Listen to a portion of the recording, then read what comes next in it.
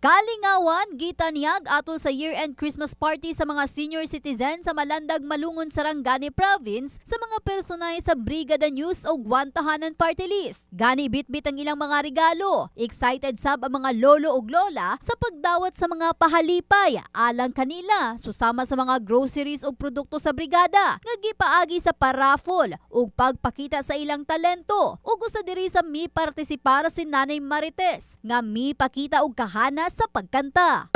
Among Christmas party na ang Wantahanan, kauban sa brigada. Amo na happy ko.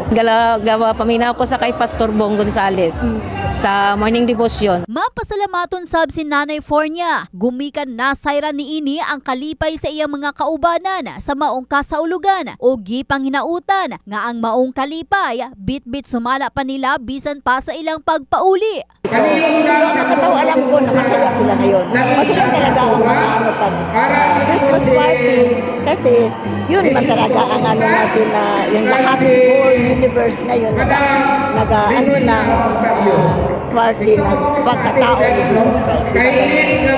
Atol sa aktibidad, padangat sab sa iyang pagpasalamat ang personay sa Wantahanan aron sa pakigduyog sa kasaulugan. Landag para ang mga senior citizen sa federation nga malipay sila sa ilang okasyon. Minsay sa ilaha katong mga dili pa members sa Wantahanan, ginauhag ko kamo nga magpa-member gyud mo kay nganuman daghan tag kaayuhan diri sa Wantahanan, especially na katong nanginanglan sa mga sa oras sa kalisod. Kahibaluan ang maong okasyon, panalagsa lang sumala pa sa usa ka tuig. Rason sa pagtingwa sa mga opisyalis sa Malandag nga mamahimong mabungahon ang maong selebrasyon, pinaagi sa pagsalusalo sa mga blessings, paghiusa ug pagpabati sab sa ilang paghigugma sa ilang isig katawo. In the heart of changing lives, kini si Russell Jean Mantile. Sa 89.5, Brigada News FM Jansan, The Music News Authority.